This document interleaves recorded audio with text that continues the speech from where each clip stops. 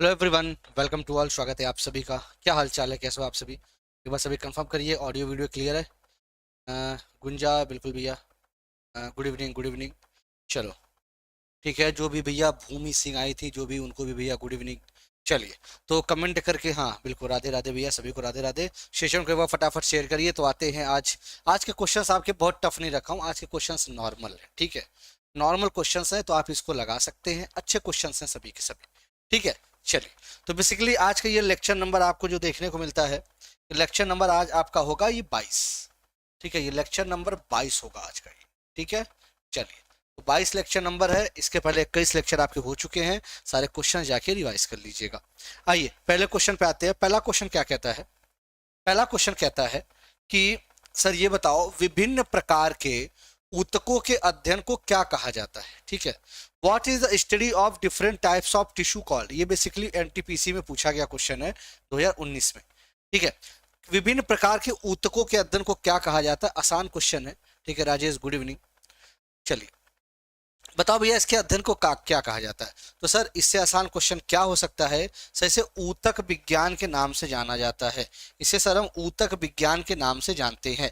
अच्छा सर, ऊतक विज्ञान मतलब सर क्या होता है? हिस्टोलॉजी कहते हैं।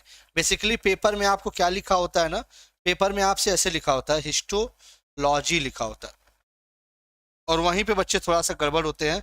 बाकी ये देख के तो बच्चा भी समझ जाएगा कि सर ये क्या है। जब इंग्लिश में आपके हिस्टोलॉजी लिखा था तो वहां पे दिक्कत आती है।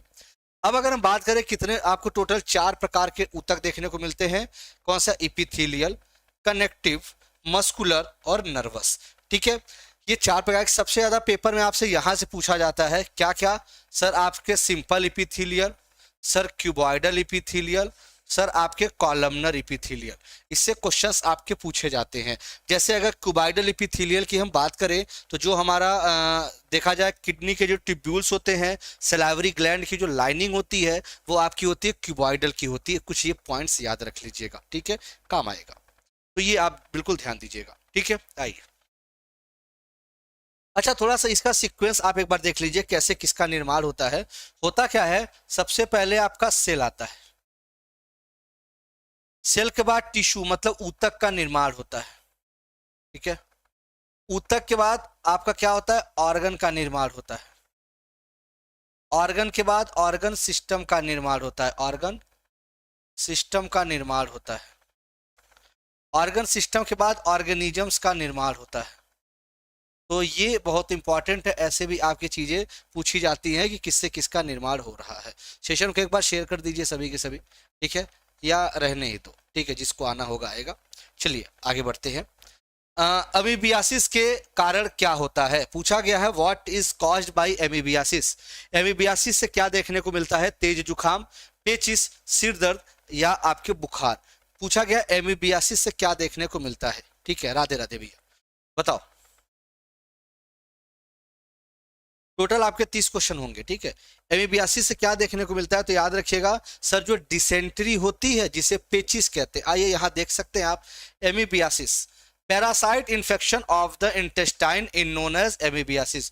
जो पैरासाइट का पर जो इन्फेक्शन देखने को मिलता है, कहाँ पे सर? हमारे कहाँ पे सर? हमारे आपके इंटेस्टाइन में, उसे एमीबियासिस कहते हैं, ठीक है। तो आंसर क्या हो गया सर? डिसेंट्री। जो पेचिस है, पेचिस उसका सही जवाब देखने को आपको मिल जाएगा। डिसेंट्री अमीबियासिस के नाम से इसे जाना जाता है, ठीक है। एंटमीबा हिस्टोलिका, बहुत अच्छे। आइए, निम्नलिखित में से कौन सा ऊर्जा का जीवाश्म स्रोत नहीं होता है? मतलब विच of the following is not a fossil source of energy? इनमें से कौन सा जीवाश्म सोर्स नहीं है, फॉसिल सोर्स नहीं है? सोच समझ के जवाब देना। क्या कोल, क्या केरोसिन ऑयल, क्या सीएनजी या क्या काउडंग? बताओ कौन सा इनमें से नहीं हो सकता? सर एक बात पूछूं मैं प्लीज? सर राजेश पूछो भैया, ठीक है। चलिए पूछो भैया। आफत, इसका सही से जवाब दो, सोच समझ के जवाब दो, बहुत जल्दीबाजी में जवाब मत दो, ठीक है। चलिए, अच्छा काउडंग, ओके, ठीक है। चलो देखते हैं किसका जवाब सही आता है। किरोसिन आया है आफत का, गुंजा का डी आ रहा है, और निशा खुश रही है भैया, ठीक है। और बाकी लोग भैया टाइम पास करने तो बेटा क्लास में आते नहीं होगे। क्लास में अगर उपलब्ध हो तो उसका कमेंट भी किया करो, ठीक है। ये बाकी बच्चे थोड़ी ना जैसे लग रहा है कि जवाब दे रहे हैं, अरे आप भी जवाब दो, पता चलेगा कि सही की हो गलत की हो, क्या कहानी तुम्हारी चल रही है, कहाँ पे लेवल तुम्हारा बना हुआ है। ठीक है, तो याद रखिएगा कि सर ये आपका गाय का गोबर होगा। ठीक है, ये आपका किस में आता है सर, जीवाश्म स्रोत नहीं है। बाकी ये हो चाहे ये हो चाहे ये, तीनों आपके जीवाश्म स्रोत हैं, लेकिन गाय का गोबर थोड़ी ना है। वो अलग बात है कि जब काऊ डंग है तो ये क्या निकालता है, ये सर मीथेन तक ही सीमित हो जाता है। ठीक है सर, ये मीथेन निकालता है, मीथेन तक ही ये सीमित हो जाता है गाय का गोबर, जो काऊ डंग होते हैं। ठीक है, एग्जाम पास है, टेस्ट में नंबर नहीं आ रहे हैं, तो राजेश बेटा भैया मेहनत करते रहो, उसके अलावा उसका कोई तरीका नहीं है। ठीक है, मेहनत ही एक तरीका है, जितना ज़्यादा प्रैक्टिस करोगे वही एक तरीका है, उसके अलावा बेटा कोई तरीका है ही नहीं। ठीक है, चलिए आइए, एक ध्वनि तरंग की आवृत्ति 50 हर्ट्ज है। ठीक है, कितनी है सर, आवृत्ति कितनी है सर, 50 हर्ट्ज है। ठीक है, अच्छा, और इसकी तरंग दैर्घ्य, इसकी वेवलेंथ कितनी है, 4 मीटर है। तो ध्वनि की चाल कितनी होगी, तो आपको पता है mu is equal to C by lambda होता है, तो C is equal to mu lambda लिख सकते हैं। ठीक है, म्यू कितना है सर, 50 है, और ये 4 है, कितना हो गया, 200 आपके क्या मीटर पर सेकेंड हो गया, कितना, 200 मीटर पर सेकेंड आपका हो गया, जो कि आपका आंसर क्या हो जाएगा सर, ये ए आपका सही जवाब होना चाहिए। किसी को कोई डाउट है इसमें? ठीक है, चलिए बहुत अच्छे, ओके। ठीक है, तो जी आपका 200 मीटर पर सेकेंड इसका सही जवाब हो गया। आइए, साबुन लंबी श्रृंखला वाले डैश के सोडियम या पोटेशियम लवण होते हैं। पूछा गया सोप्स आर सोडियम और potassium salt of long chain dash. अब बताइए साबुन किसके आपके लंबे श्रृंखला सोडियम पोटेशियम के होते हैं, ये मैंने कई बार बता रखा है। ठीक है,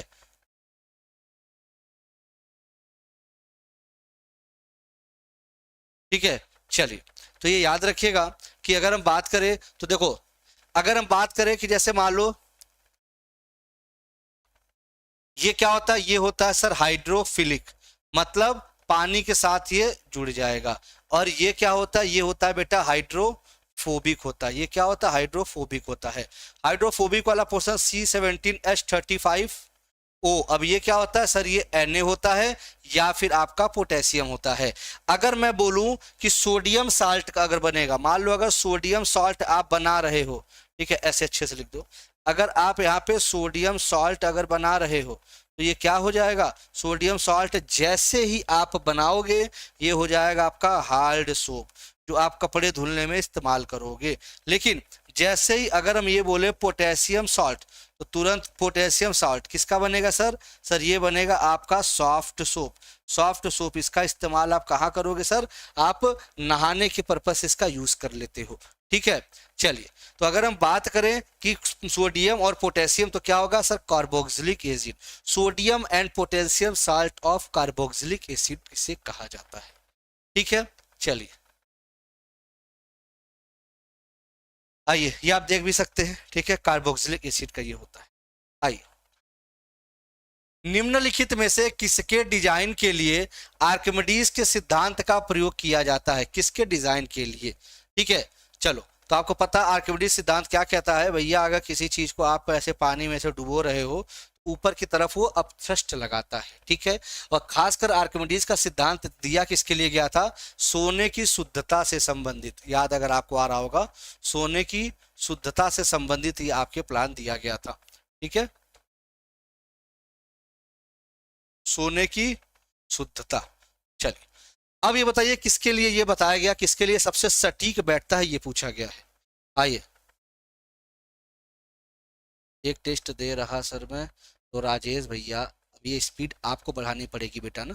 ठीक है, बढ़ाइए, उसके आंसर को सॉल्व करिए, वही एक तरीका और कोई तरीका नहीं है।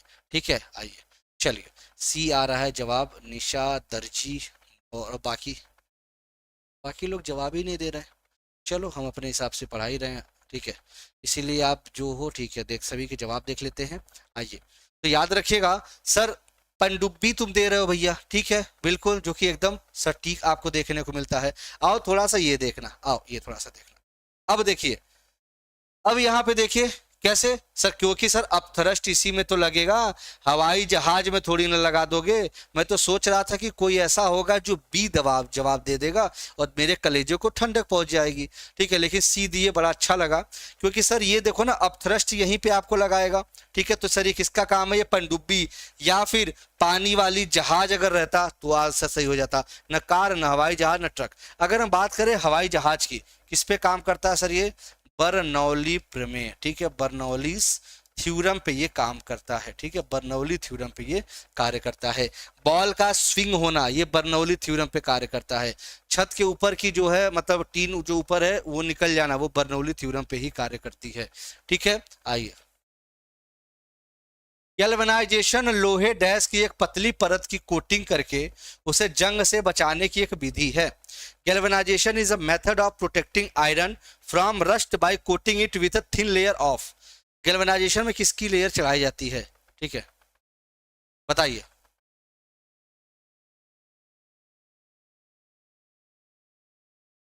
बताइए भाई।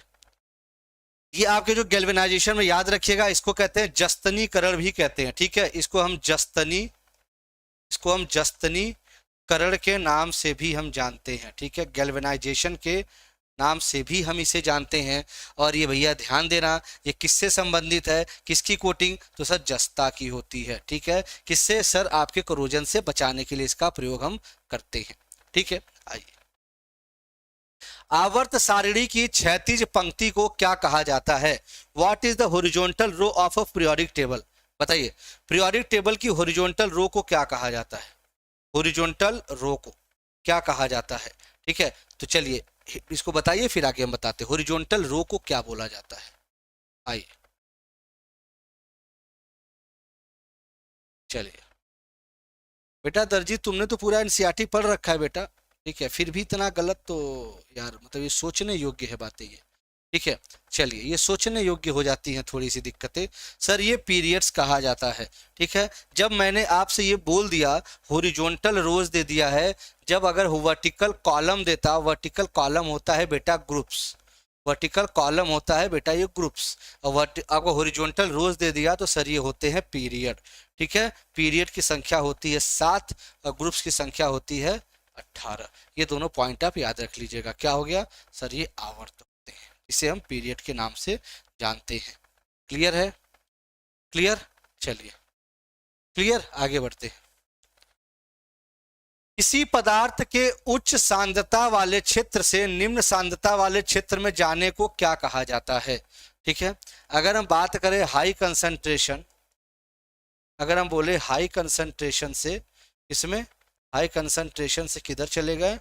लो कंसंट्रेशन की तरफ। ठीक है, हाई कंसंट्रेशन से लो कंसंट्रेशन की तरफ जब हम जाते हैं, ये खासकर काम आपके डिओड्रेंट में देखने को मिलता है। और जब भी डिओड्रेंट की बात आती है तो हमारे दिमाग में एक चीज आना चाहिए कि सर ये डिफ्यूजन के कारण देखने को मिलता है। किसके कारण? ये डिफ्यूजन के कारण ये देखने को मिलता है। तो आंसर क्या हो गया? ये डिफ्यूजन हो गया। ठीक है, सब्लिमेशन क्या होता है ये भी याद रखिएगा। सब्लिमेशन क्या होता है? सीधे सॉलिड का किस में चले जाना? सॉलिड का सीधे गैस में चले जाना, यही होता है आपका सब्लिमेशन के नाम से जानते हैं। जैसे अगर हम बोले कपूर हो गया, ठीक है, झींगुर की गोली जिसे नेफ्थलीन बॉल्स कहते हैं, ठीक है, ड्राई CO2 कहते हैं। ठीक है, ये कुछ उदाहरण हो जाते हैं किसके? सब्लिमेशन के ये उदाहरण हो जाते हैं। ठीक है, आइए। अगर हम कंडेंसेशन की बात करें तो क्या होता है? ये वाटर वेपर जो होते हैं ये लिक्विड बदल जाते हैं। वाटर वेपर किस में चले जाते हैं? ये आपके लिक्विड में चले जाते हैं। ठीक है, ये भी याद रखिएगा। इवापोरेशन आपको पता है ये एक नेचुरल फेनोमिना है, जिसमें क्या होता है? पानी किसी भी टेम्परेचर पे इवापोरेट हो जाता है। ठीक है, आइए, चलो। ठीक है, ये डिफ्यूजन देख सकते हो, हाई कंसंट्रेशन से लो कंसंट्रेशन की तरफ जा रहा है। आइए, इस ब्रह्मांड में मौजूद प्रत्येक वस्तु जो पदार्थ से निर्मित है, उसे वैज्ञानिकों ने क्या नाम दिया था? द्रव्य, सॉलिड, लिक्विड या क्रिस्टल्स? क्या नाम दिया था? आसान क्वेश्चन है। चलो,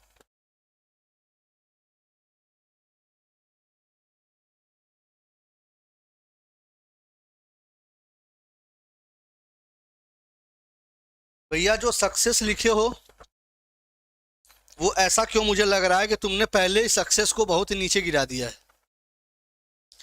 जो सक्सेस लिखो बेटा ना, वो सक्सेस जो तुम्हारा बहुत नीचे गिर गया है, तो जैसा नाम रखोगे वैसा ही कर्म होगा, ठीक है, रिजल्ट वैसे ही आएगा। तो भैया उसको सुधार लेना, नहीं तो जानते हो ना कोई फायदा नहीं निकलेगा, मेहनत बेकार चली जाती है बेटा ना।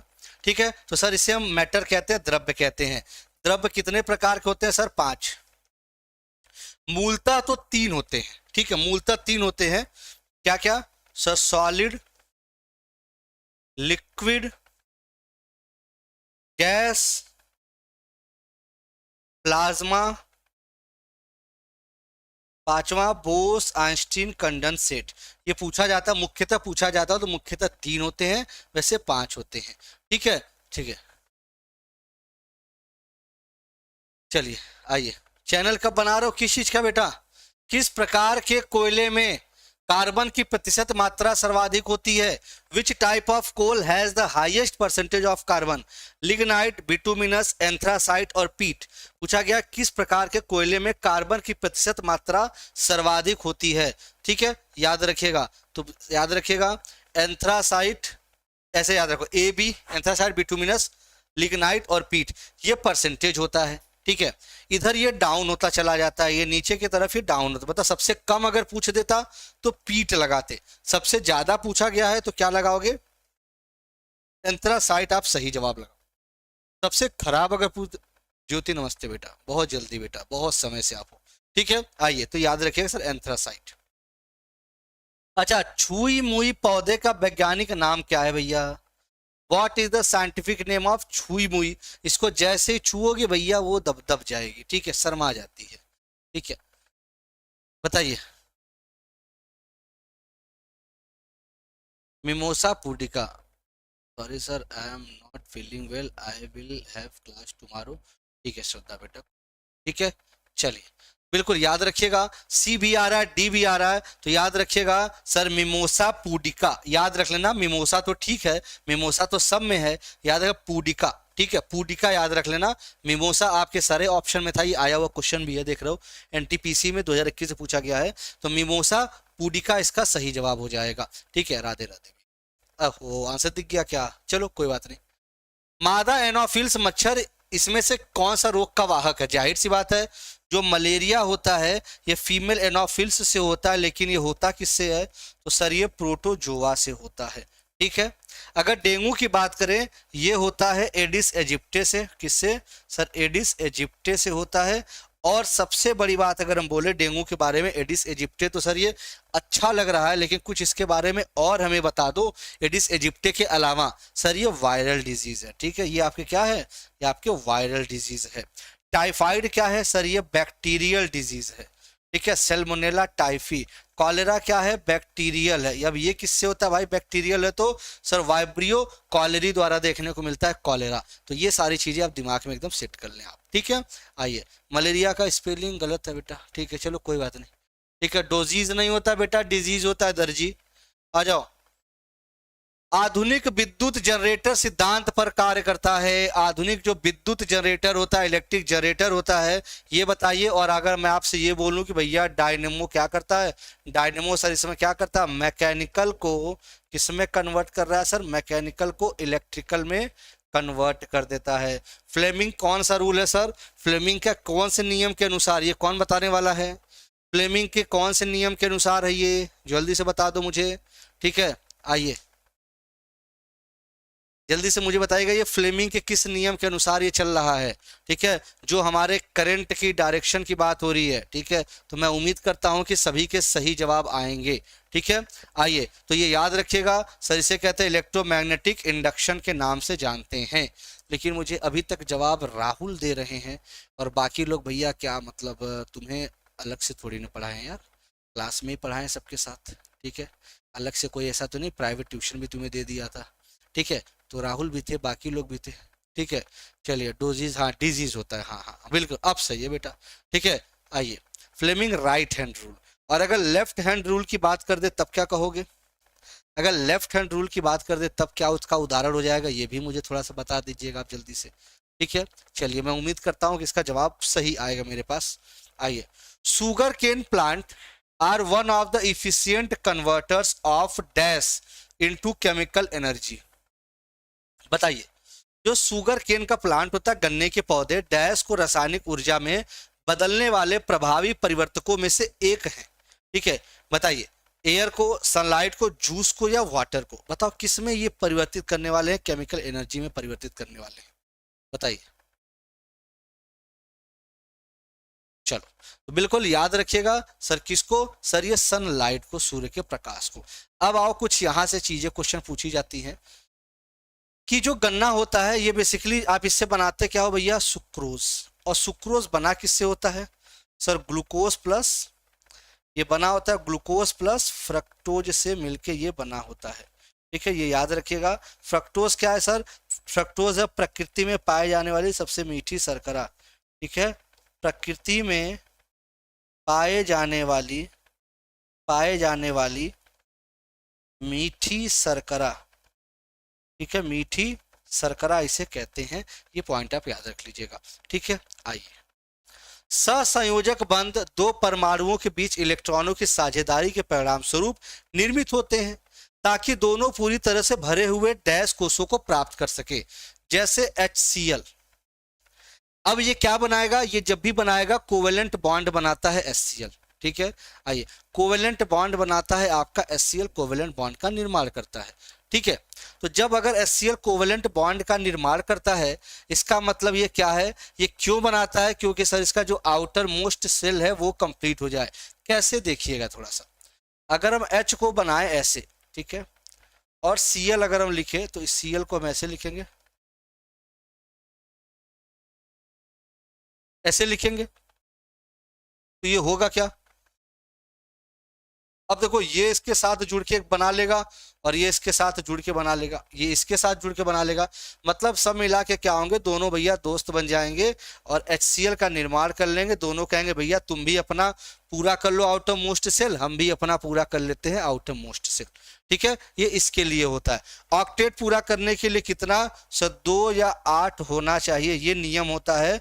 ऑक्टेट पूरा ऐसे लिख लो, ऐसे नहीं, 2 या 8, अब सही है ये। ठीक है, ऑक्टेट कंप्लीट करने के लिए, ऑक्टेट कंप्लीट करने के लिए आपसे पूछा जाता है मैक्सिमम नंबर ऑफ इलेक्ट्रॉन्स, किस फॉर्मूले के तहत, मैक्सिमम नंबर ऑफ इलेक्ट्रॉन्स अगर कहीं भरे हैं तो किस फॉर्मूले के तहत, तो याद रखिएगा 2n²। ये बहुत बार पूछा जाता है। कौन दिया था भैया, बोरबरी ने ये सिद्धांत दिया था, बोरबरी के सिद्धांत के द्वारा ये आपको देखने को मिलता है। ठीक है, आइए, विच of the following is used in plastic. Okay, plastic इनमें से किसका उपयोग किया जाता है प्लास्टिक बनाने के लिए, तो आपको पता है क्रिप्टन, अमोनिया, ब्यूटेन या एथिलीन। तो भाई जाहिर सी बात है सर, एथिलीन आपका मोनोमर है, एथिलीन जुड़ेगा जुड़ेगा जुड़ेगा तो पॉलीमर का निर्माण करेगा, मतलब सर पॉलीथीन का निर्माण करेगा। इथिन जुड़ते जुड़ते पॉलीथीन का निर्माण करेगा, तो आंसर क्या हो जाएगा सर, आपका इथाइलिन हो जाएगा, जो कि जुड़ते जुड़ते किसका निर्माण कर देगा सर, ये पॉलीथीन का निर्माण कर देगा। ठीक है, किसका, पॉलीथीन का निर्माण ये कर देगा। आइए, ये बताइए, ऐसे आपने ये पढ़ रखा है, a topical gel has been developed by dash to protect the skin of farmers from the effect of pesticides। Pesticides के नुकसान से बचने के लिए जो आपके किसान हैं उनके स्किन के लिए एक जेल बनाया गया है। वो किसके द्वारा बनाया गया है जिससे उनकी स्किन नुकसान न हो सके, ये किसके द्वारा बनाया गया है ये पूछा गया है। ठीक है, तो भैया बताओ, भारतीय विश्वविज्ञान अनुसंधान संस्थान, राष्ट्रीय वनस्पति अनुसंधान संस्थान, स्टेम सेल विज्ञान और पुनर्योजी चिकित्सा संस्थान या भारतीय कृषि अनुसंधान संस्थान, किसके द्वारा ये निर्माण किया गया है। ठीक है, चलिए सी आ रहा है, बी आ रहा है, तो भैया सी बिल्कुल सक्सेस बेटा। स्टेम सेल विज्ञान और पुनर्योजी चिकित्सा संस्थान, इसका नाम है Institute for Stem Cell Science and Regenerative Medicine, द्वारा इसका निर्माण किया गया है। ये याद रखिएगा, इस जेल के बारे में आपसे ये रेलवे का आया हुआ क्वेश्चन है। और तो इसी तरह करंट में जितने भी ये संबंधित चीजें चल रही हैं वो जरूर आप पढ़ते रहिए। ठीक है, जरूर वो चीज पढ़ते रहिए आप। Kerosene oil rises up the wick of lantern due to the which of the following. आपको पता है लाटेन में क्या करते हो, मान लो पहले के जमाने में देखा होगा डिबरी का यूज होता था। ठीक है, डिबरी का यूज होता था, एक ऐसे डिबरी होती थी। ठीक है, उसमें डिबरी का यूज होता था, इसमें क्या होता था फिर इसको फ्लेम में से जलाते थे। ठीक है, ये होता था। तो ये जो आप देखा होगा अंदर एक विक होती थी, अंदर एक बाती होती थी। ये बाती क्या होती थी, जब पानी ऊपर मतलब जब ये ऊपर चढ़ता था, जब ये बाती ऊपर चढ़ता था, ठीक है, ऐसे जब ये बाती ऊपर चढ़ता था तो धीरे धीरे क्या होता था, हमारा वो मोमबत्ती या कैंडल या ऐसे कह लो आपका लाटेन हो गया, डेबरीज जिसे कहते हैं डेबरीज, वो आपकी जलने लगती थी। किसके द्वारा, तो सर ये कैपिलरी एक्शन द्वारा ये देखने को आपको मिलता था। किसके द्वारा, केशिकत्व द्वारा कैपिलरी एक्शन ये देखने को आपको मिलता था। यहाँ पे इंपॉर्टेंट है, याद रख लीजिएगा। अच्छा सर, ऑस्मोसिस बेसिकली बताओ कहाँ देखने को मिलता है, ये पूछा गया क्वेश्चन है। मान लो ये आपका पौधा है, ठीक है, मतलब पेड़ है आपका। अब पेड़ में जब यहाँ से यहाँ चीजें जाएंगी, जब पेड़ में यहाँ से यहाँ चीजें जाती है ना, जब यहाँ से यहाँ, जब मिट्टी से आपको इसको लेना होगा पानी, तो भैया ये ऑस्मोसिस के द्वारा ये लेता है, ठीक है। लेकिन जैसे ही यहाँ आपको पानी ऊपर पहुंचाना होगा, ये कैपिलरी का काम हो जाएगा, ये कैपिलरी का काम हो जाएगा। तो आपको डिपेंड करेगा कि क्वेश्चन क्या पूछा गया है, कैपिलरी पूछ रहा है या ऑस्मोसिस पूछ रहा है, ठीक है। चलो क्लियर, चलो भैया मेरे को तो स्पाम नहीं दिख रहा है, मेरे को तो अभी तक नहीं दिखा स्पाम, ठीक है। चलो सेशन अच्छा लगे तो लाइक कर देना, तुम्हारी इच्छा के ऊपर है, ठीक है। नहीं तो चलो आओ क्वेश्चन बस करते रहो, तुम आ जाओ। Blood is a type of dash tissue, sir blood हो गया, बोन्स हो गया, कार्टिलेज हो गया, कार्टिलेज हो गया मेरे भाई, एडिपोज हो गया, ठीक है। ये सब क्या है सर, ये सब के सब एक ही हैं, कनेक्टिव टिश्यू इसे कहा जाता है। लेकिन बात करें ब्लड का, तो ब्लड कहा जाता है sir fluid connective tissue, fluid connective tissue, तरल संयोजी ऊतक, तरल संयोजी ऊतक। अगर हम बात करें कि सर इसका पीएच कितना होता है, 7.4 होता है। अगर हम बात करें इसका निर्माण कहाँ होता है, इसका निर्माण कहाँ होता है, तो याद रखिएगा बोन मैरो में इसका निर्माण होता है, अस्थि मज्जा में निर्माण होता है। कुछ क्वेश्चन आपसे ब्लड से पूछे जाते हैं, ये कोलाइडल सॉल्यूशन है, ठीक है। चलिए आगे बढ़े। हाँ ना ना, रेड वाले में फिर गलत कर दिए भैया। जब तक हम आपसे ये नहीं बोले रेड बोन मैरो, जब तक हम रेड बोन मैरो ना बोले तब तक आप आरबीसी नहीं बोलोगे, पहली चीज। जब हम येलो बोन मैरो बोलेंगे, येलो बोन मैरो, तब आप बोलोगे सर WBC ब्लड प्लेटलेट्स, ये दोनों का निर्माण आपके यहाँ पे देखने को मिलता है। क्वेश्चन पे डिपेंड करता है कि हम आपसे कब क्या पूछेंगे, इस पे डिपेंड करेगी चीजें, ठीक है। आइए, हवा में कांच के प्रिज्म में प्रवेश करने वाली प्रकाश किरणें किस प्रकार झुकेंगी, क्वेश्चन को ध्यान से पढ़िएगा। How will light rays entering a glass prism from air bend, बताओ। मान लो ये आपकी प्रकाश आई, प्रकाश की किरणें आई, ठीक है, ठीक है। Light entering a glass prism, ये ग्लास प्रिज्म है, फ्रॉम एयर टू बेंड, अब एयर से आ रही है, ठीक है। अब ये हो गया, अब आप बताइए ये क्या होगी, जो प्रकाश की किरण होगी जाते ही क्या होगी, सर ये आपके अभिलंब की ओर, अभिलंब के सदिश, अभिलंब से दूर, या अभिलंब के 90 डिग्री पर आपको देखने को मिलेगी, ठीक है। चलिए आइए, सी आ रहा आंसर, ठीक है। तो याद रखिएगा सर टूवर्ड्स नॉर्मल होगी। अरे भैया मूर्खों, अब तुम्हें मूर्खों कहना पड़ रहा है। आओ तुम्हें एक देसी उदाहरण बता दे यार, तुम्हें मतलब आ जाओ। ये मान लो तुम्हारा क्या है, ये मान लो मैंने बोल दिया ये ग्लास प्रिज्म है, समझना मेरी बात, मैं ये ग्लास प्रिज्म बना दिया मान लो, ठीक है। लाइट तुम्हारी ये तुम्हें बना दिया मैंने नॉर्मल, मेरी बात को समझिएगा, ठीक है। ये मैंने बना दिया, ये हो गया आपका नॉर्मल, ठीक है। कहाँ भैया लाइट आपकी कहाँ से आ रही है, प्रिज्म से। लाइट विल एंटर ये ग्लास प्रिज्म फ्रॉम एयर, तुम्हारी एयर से ये लाइट आ रही है, मेरी बात को समझना। ये क्या है सर, ये है आपका रेयरर मीडियम हो गया, हो गया। ये क्या हो गया सर, ये डेंसर मीडियम हो गया। तो मेरे बाबू मेरे बच्चे, ये किधर आएगी सर, टूवर्ड्स के तरफ आएगी ना, मतलब आपके नॉर्मल के तरफ आएगी ना, दूर क्यों जाएगी, दूर क्यों जाएगी भैया ये बता दो। तो यार छोटी छोटी चीजें गलत मत करो, ठीक है। आया हुआ क्वेश्चन है तो गलत तो करने का कोई सवाल ही नहीं है ये आपके। आइए, बच्चे का लिंग किससे निर्धारित होता है, what determines the sex of a child. हाँ ये क्वेश्चन आपने गलत किया था, इस बार गलत नहीं होना चाहिए, आराम से इसको देख लीजिए, इस बार गलत नहीं होना चाहिए। कि फादर्स ब्लड ग्रुप, बहुत अच्छे, नाइस, ठीक है। इसमें राहुल ने सही किया है, दर्जी ज्योति ठीक है, अब राहुल ने सही किया। ठीक है, चलो भैया। और बाकी लोग तो आए हैं क्लास में, मुझे देखने आए हो क्या बेटा? यार इतना भी तो सुंदर नहीं हो यार, इतना भी अच्छा नहीं हो। ठीक है, बाकी लोग भैया मुझसे देखने से अच्छा भैया तुम जवाब पे ध्यान दो, ज्यादा अच्छा रहेगा। ठीक है, आ जाओ। तो याद रखिएगा भैया मेरे बाबू, क्रोमोसोम पे डिपेंड करता है। ठीक है, क्रोमोसोम पे डिपेंड करता है मेरे भैया। कितने होते हैं सर आपके, कितने होते हैं सर? हमारे 23 पेयर होते हैं, 46 क्रोमोसोम होते हैं। मतलब सर 23 पेयर होते हैं। इसमें से 22 क्या होते हैं सर? 22 आपके होते हैं ऑटोसोम, और 23वां होता है सर एलोसोम। ठीक है, ये याद रखिएगा सर, क्रोमोसोम्स पे डिपेंड करेगा आपका सेक्स ऑफ अ चाइल्ड। ठीक है, जैसे अगर हम बोले कि एक्स और एक्स अगर हम बात करें तो ये किसका है सर? ये फीमेल को दर्शाएगा। अगर हम एक्स वाई कर देते हैं तो सर ये मेल को दर्शाएगा। ठीक है, ये याद रख लेना। ठीक है, चलिए। अरे नहीं भैया, कहाँ भाई, मैं तो जानते ही हो सीधा साधा इंसान। किसी कोशिका में मौजूद सबसे बड़ा कोशिकांग कौन सा होता है भैया बताओ? सबसे बड़ा कोशिकांग कौन सा देखने को आपको मिलता है, ये बताइए। ठीक है, चलो। शादी करना कैसा है दर्जी, वो तुम्हारे ऊपर है भैया। शादी, नौकरी से पहले शादी कर लोगे, ठीक है, या कर लोगी या कर लोगे, जो भी हो मुझे नहीं पता। अगर तुम कर लोगे हो, लड़के हो, तो भैया तो फिर छोड़ के चली जाएगी। ठीक है, भले तुम लव मैरिज भी किए रहोगे, कुछ दिन तुम्हारे साथ रहेगी, जब नौकरी नहीं रहेगा तो छोड़ के चली जाएगी तुम्हें। फिर तुम वही फिर मनाते फिरना कि नहीं बाबू ऐसा नहीं है। ठीक है, मैं कुछ करूंगा, मैं मेहनत करूंगा, मैं कुछ और काम कर लूंगा, लेकिन तुम्हें कोई भी कमी नहीं आने दूंगा। लेकिन वो कमी कभी पूरी ही नहीं होती। ठीक है, चलिए। ठीक है, आ जाओ, आइए। ठीक है, ये what is the largest organelle present in, तो सर ये न्यूक्लियस है।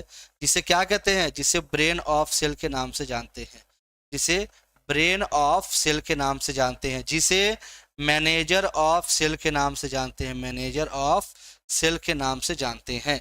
ठीक है, ये याद रख लीजिएगा। एंडोप्लाज्मिक रेटिकुलम, भाई बहुत अच्छे से जानते हो सर, ये एक रफ एंडोप्लाज्मिक रेटिकुलम होता है, एक स्मूथ एंडोप्लाज्मिक रेटिकुलम होता है। ठीक है, रफ में आपके राइबोसोम, स्मूथ में आपके लिपिड्स होते हैं। ठीक है, गोल्गी बॉडी को कहते हैं ट्रैफिक पुलिस के नाम से जानते हैं। क्या कहते हैं भैया? ट्रैफिक पुलिस के नाम से जानते हैं। और यही जो आपका गोल्गी एपरेटस होता है, ये आपके लाइसोसोम के निर्माण में इंपॉर्टेंट रोल प्ले करता है। ठीक है भैया, अब हम इसीलिए बेटा यहाँ बैठे हैं। मतलब अब अगर मैं इसीलिए बैठा हूँ तो बताओ तुम्हें फिर इसी चीज़ की जानकारी दूँ, इसी के लिए अलग से तुम्हें मैं प्रॉपर एक क्लास में लेके आऊँ कि आइए समाधान, जिनकी जीएफ नहीं है वो जीएफ कैसे बनाए। तो भैया फिर इनके बारे में कुछ चर्चा कर लिया जाए, क्यों भैया? ठीक है, आइए, चलो। ठीक है भाई, अगर जीएफ रखे हो तो भैया कोशिश करो शादी करने की। ठीक है, अगर हिम्मत है तुम्हारे अंदर तो। अगर ये हिम्मत ही नहीं है कि तुम शादी कर पाओगे तो जीएफ बनाते ही क्यों हो? टाइम पास करने के लिए बनाते हो क्या? ठीक है, चलिए, आइए। माइटोकॉन्ड्रिया की अगर हम बात करते हैं बेटा, तो इसे क्या कहते हैं? इसे पावर हाउस ऑफ सेल के नाम से जानते हैं। ठीक है, इसे पावर हाउस ऑफ सेल के नाम से जानते हैं। आइए, चलो। नींबू का रस खट्टा होता है क्योंकि इसमें डैश होता है सर, खनिज, क्षार, अम्ल या लवण। अब बताइए, कोई क्वेश्चन है यार? नींबू का रस खट्टा होता है। ठीक है, चलिए, कंटेंट बना रहा है, अच्छा ठीक है भैया। ठीक है, तो मुझे कैसे भेजोगे बेटा? मुझे यार भेज दिया करो यार। ठीक है, मुझे टेलीग्राम चैनल ले लो मेरा, मुझे उसी पे भेज दिया करो। ठीक है, कम से कम भाई मेरे पास कुछ तो रहेगा। ठीक है, चलो। मुझे तुम लोग यार सजेशन दिया करोगे सर, ऐसे देखो ये सर, ये इसको आप बनाओ सर, बड़ा अच्छा उठेगा। ठीक है, तो मैं बना दिया करूंगा यार तुम्हारे लिए। ठीक है, आ जाओ। तो बिल्कुल याद रखिएगा सर, ये अम्ल होता है। ठीक है, देखो कहाँ, क्योंकि सर ये लेमन जूस कैसा होता है, देखो पहले ऐसे समझो, खट्टा होता है तो खट्टा में खुद ही एसिड आ जाएगा। जैसे अगर मैं तुमसे बोलूं सिरका, सिरका खाते हो? अब सिरका की कहानी समझना। विनेगर, भाई मेरे सिर्फ 5% इसमें एसिटिक एसिड होता है। 5% एसिटिक एसिड में सोचो तुम्हें इतना खट्टा लगता है, और 95% क्या होता है? पानी होता है। मतलब भैया ये मात्रा होता है, और ये पूछा गया तुम्हारे रेलवे के ही पेपर में। अगर कैसा होगा तो सर वो कड़वा टेस्ट होगा। अगर आपका बेस होगा तो सर कड़वा जैसा टेस्ट आएगा। ठीक है, आइए। हाँ, लोहे में जंग लगाना इनमें से किसका उदाहरण है? ठीक है, तो भैया सिंपल सा बात है सर, ये ऑक्सीडेशन हो रहा है तो क्या होगा सर, ऑक्सीडेशन का उदाहरण है। सीधे उससे बचाने के लिए हम गैल्वेनाइजेशन का यूज करते हैं, जस्तनीकरण का यूज करते हैं। ठीक है, चलिए आगे बढ़ते हैं। पृथ्वी की सतह की निकटतम वायुमंडल की परत कौन सी है? ये तो एक छोटा सा बच्चा भी बता देगा कि सबसे निकटतम परत कौन सी है। हमने ये नहीं पूछा कि जहां हम रह रहे हैं, हमने बोला कि परत कौन सी है सबसे पास वाली। अच्छा, अगर मैं इसकी बात करें तो यहाँ पे ओजोन लेयर होती है, साथ ही साथ वायुयान। ठीक है, वायुयान आपके यहीं पे उड़ते हैं स्ट्रेटोस्फेयर में ही। ठीक है, आइए। चंदा बेटा देखो भैया, मैंने तो लव मैरिज की, ठीक है, तो इसीलिए तो मैं कह रहा हूँ अगर आप जीएफ बनाओ तो कम से कम इतनी हिम्मत रखो कि घर वालों से बोल सको और उससे शादी कर सको। ठीक है, तो इसीलिए मैं ये सजेशन दे रहा हूँ। ठीक है, टाइम पास तो करने के लिए कोई बना नहीं है। ठीक है, तो ये जिस दिन अपने अंदर बैठा लोगे बेटा, उस दिन तो मतलब जीवन तुम्हारे बहुत ही, कहते हैं ना, एक यूपर ही जाएगा। ठीक है, तो इस अगर सोच से चलोगे तो बड़ा अच्छा रहेगा। आइए, 16 सितंबर ओजोन डे के रूप में मनाया जाता है और डॉप्सन यूनिट की यूज, डॉप्सन इकाई, डॉप्सन यूनिट याद रख लीजिएगा। ठीक है, मापने के लिए ओजोन परत की मोटाई तो कौन सी है सर? ट्रोपोस्फियर है। अच्छा सर, और चीजें बता दो मुझे। ट्रोपोस्फियर 0 से 8 किलोमीटर की है, स्ट्रेटोस्फियर 8 से 50 किलोमीटर की होती है, मेसोस्फियर 50 से 80 किलोमीटर की होती है, थर्मोस्फियर 80 से 400 किलोमीटर की होती है और एक्सोस्फियर 400 से अधिक ज्यादा किलोमीटर की। एक्सोस्फियर तो बहिर्मंडल के नाम से उसे हम जानते हैं। ठीक है, रंजन गुड इवनिंग भैया। चलो आ जाओ आगे बढ़े। निम्नलिखित में से कौन सी आवाज सुनने में सुखद और उच्च गुणवत्ता की होती है भैया, बताओ? किसकी आवाज सुनने में बड़ी अच्छी लगती है? तो चलो तुम्हें ये भी एक एक्सपीरियंस बता दूं। ठीक है, ये तुम्हारे ऊपर है, जो भी कुछ देर पहले सोच रहे थे। मेरा तो भैया अभी सही चल रहा है, सब अच्छा चल रहा है। ठीक है, सब अच्छा चल रहा है। तुम्हारे लिए थोड़ा सा बात बता दूं, जैसे कुछ ऐसे लोग हैं, ठीक है, जिनको क्या है कि पहले आवाज बहुत ही मीठी लगेगी, ठीक है, सुरीली लगेगी, धीरे धीरे वही समय के साथ वो कितनी होने लगेगी भाई, पहले तो सुरीली लगेगी फिर कर्कश लगने लगती है। ठीक है, ऐसा आप लोग के साथ हो रहा होगा। ठीक है, तो ये क्या है सर, अब यहाँ पे ना हाई ना लो, सबसे अच्छी तो तुम्हें भैया संगीत लगेगी। लेकिन अगर हम बात करें सुरीली कौन सी होती है, तो सर सुरीली आवाज तो यही होती है। ठीक है, और ये बाद में कर्कश होने लगती है। अब आपको पता है ये हाई पिच किस में होता है भैया? फीमेल में होता है सर, पूछा जाता है तो इनकी आवाज पतली होती है। लो पिच सर मेल में होता है तो इनकी आवाज कैसी होती है सर? मोटी होती है। तो म्यूजिक सबसे अच्छा बेटा हाई क्वालिटी समझा जाता है। तो भैया तभी तो आप गाना लगा देते हो, नहीं तो भैया पता चला कि भैया ऐसे ना कह दो कि भैया गाना सुनाओ, दिन भर गाना, तुम खुद ही पक जाओगे थोड़ी देर बाद खुद कहने लगोगे कि अरे भैया अब मैं चल रहा हूँ, थोड़ा सा पढ़ना है बेटा। ठीक है, बाद में बात करता हूं। ऐसे ही करोगे। ठीक है, चलिए चलिए। हाँ, बारिश तो हो रही है बेटा। ठीक है, हाँ, वो एक अलग बहाना है कि नेट नहीं चल रहा है, लेकिन बारिश हो रही है तो लो पिक्सल पे भी चलेगा, ऐसा नहीं है। मानव शरीर का सबसे बड़ा आंतरिक अंग कौन सा है? ओके, इंटरनल ऑर्गन सबसे बड़ा, तो सर ये सामने हमारे लीवर दिख रहा है, हमें कुछ नहीं पूछना सर। ठीक है, अगर यही बोलता कि टोटल, अगर लार्जेस्ट ऑर्गन पूछता, लार्जेस्ट ऑर्गन अगर आपसे पूछता तो क्या होता सर? वो स्किन हो जाता। कितना सर? लगभग लगभग 7 किलो इसका सर वजन होता है आपके स्किन का। और बाहरी सबसे बड़ा अंग या सबसे बड़ा अंग पूछ दे तो भी यही होता है। ठीक है, आइए। एक्यूपंक्चर उपचार में निम्नलिखित में से किसका उपयोग किया जाता है? तो भैया यहाँ ध्यान दीजिएगा सर, धागा, सुई, चाकू या कप? तो भैया वो कप मत लगा देना, गलत हो जाएगा सर। सुई का प्रयोग किया जाता है एक्यूपंक्चर टेक्निक में।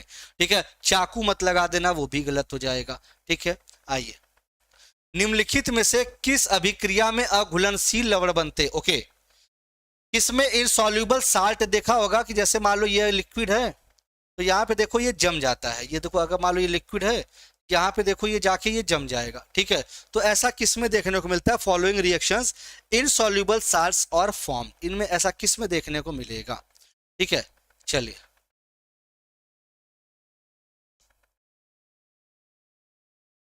फिर भैया इनको बता दो कहाँ से हो, ठीक है, नहीं तो भैया आज ये खाना नहीं खाएंगे, नाराज हो जाएंगे, इनको बता दो कहाँ से बेटा, ठीक है। अरे गजब गजब भैया लोग पड़े हैं यार।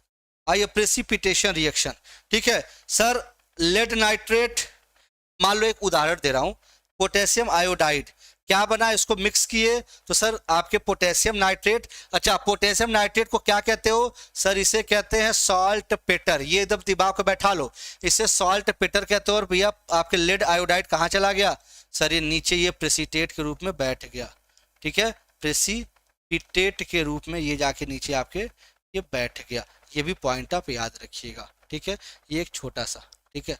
आइए हाँ भैया इसको बता दो बेटा, जब कह रहा है बेचारा परेशान है, बच्चा परेशान है, उसको बता दो क्या दिक्कत है। आइए 7 AM और 10 PM ये याद रख लीजिएगा समय, ये टेलीग्राम चैनल पे जुड़ जाइए, यहाँ पे आप PDF ले सकते हैं, ठीक है। ऐप इंस्टॉल कर लीजिए SGI कंपटीशन क्लासेस का, जिससे आपको फायदा क्या होगा, रजिस्टर करने के बाद यहाँ पे आप फ्री टेस्ट दे सकते हैं, ठीक है, यहाँ पे आप फ्री टेस्ट दे सकते हैं, जिससे आप अपना देख सकते हैं भैया कितना क्वेश्चन आपके सही हुए, कितने गलत हुए, कहाँ पे गलत हुआ, वो सारी चीजें आप यहाँ पे देख सकते हैं, ठीक है। चलिए, और ये SGI CC कोड का यूज करके ग्रुप डी का बैच आप ले सकते हैं, मात्र 111 रुपए का ये बैच है, तो ये बैच भी आप ले सकते हैं। और टाइमिंग आप 7 बजे करंट अफेयर्स की, फिर शाम 7 बजे GK GS की क्लास होती है, 8 बजे मैथ्स की होती है, 9 बजे रीजनिंग, 10 बजे साइंस की आपकी क्लास होती है, ठीक है। मिलते हैं सुबह 7 बजे करंट अफेयर्स के साथ और साथ साथ स्टैटिक GK के क्वेश्चंस के साथ। तब तक के लिए बाय बाय, थैंक यू, मस्त रहिए, मजे में रहिए, खूब खुश रहिए और थैंक यू टू ऑल, ठीक है। जय श्री कृष्णा, मस्त रहो, मजे में रहो, राधे राधे सभी को, थैंक यू बेटा।